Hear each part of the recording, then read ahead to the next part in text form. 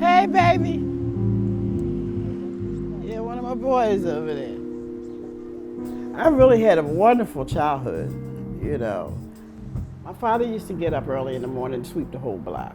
People used to say he was crazy. My father said, no, that's pride, you know. So I just got it from him to get involved. Getting involved, I just stayed involved in everything. If it was a protest, I was leading it. I had a meeting at my house. I must have been about 13 or 14.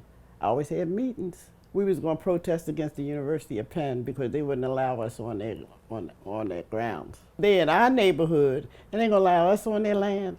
So that's where I started putting these different people together to collaborate on getting things done. You know, I was quite involved with community organizing, and I was helping organize all these community-based organizations. How y'all doing? Do y'all know about the history around here?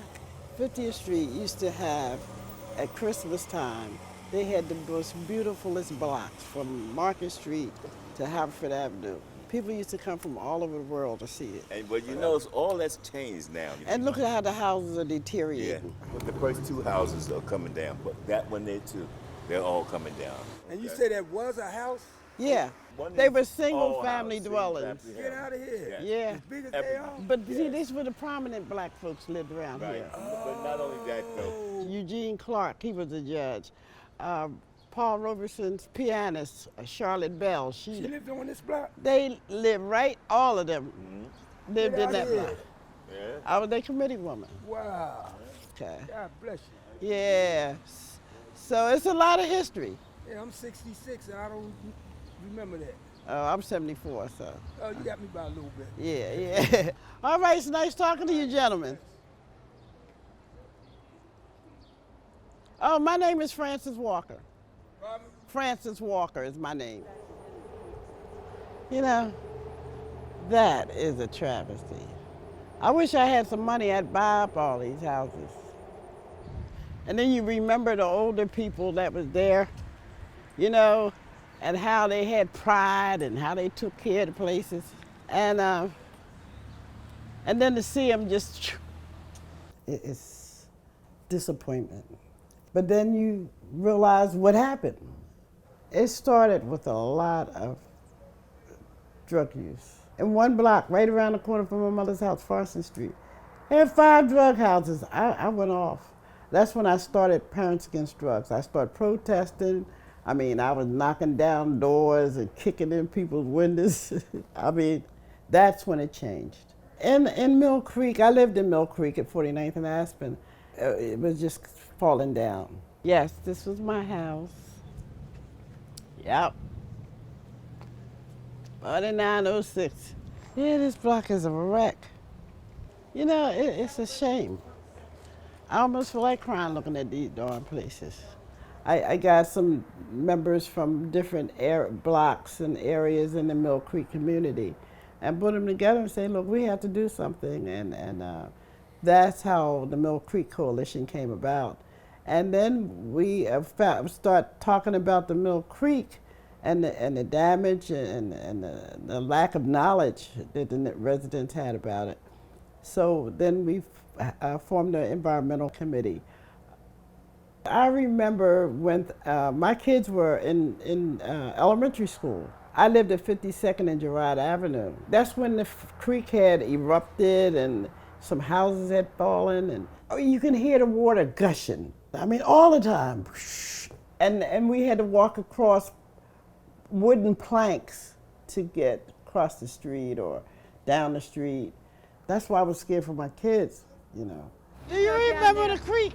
You remember anything about it? 60s, yeah. Right, what do you need I to know? live right up there. Oh, you lived over here when the creek went? Yeah. Do you remember the houses that first went in? The first time that the creek went under, they had one person died.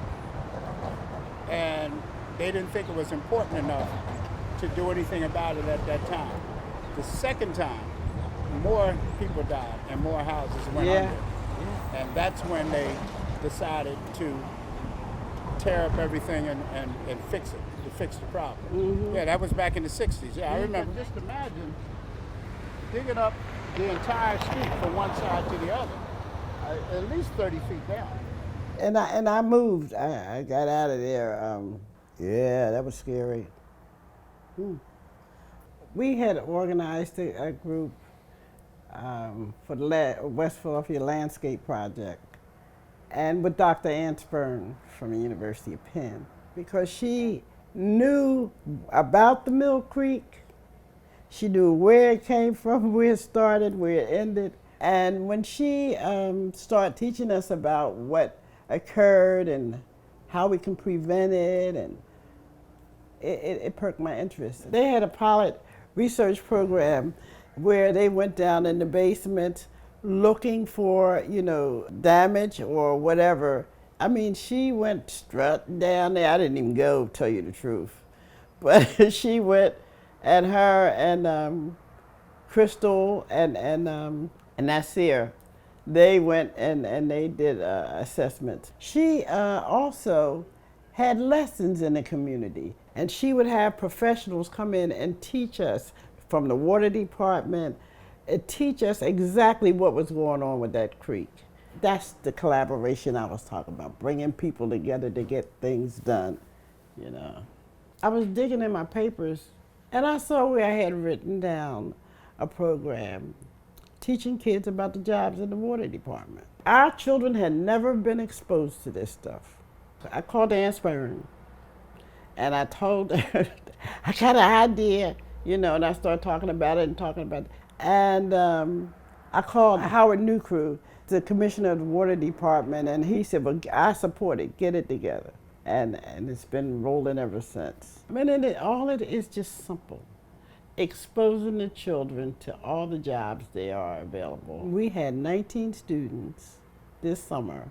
They learned so much. I knew that the kids would grasp it. I look forward to this really growing.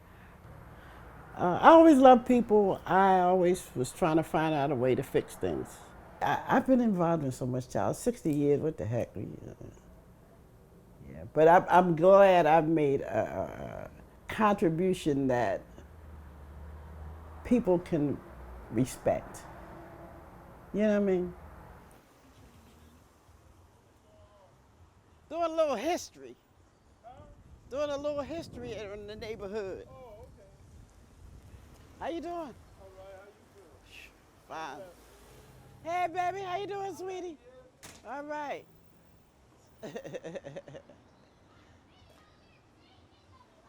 All right, baby. You take care of yourself, too.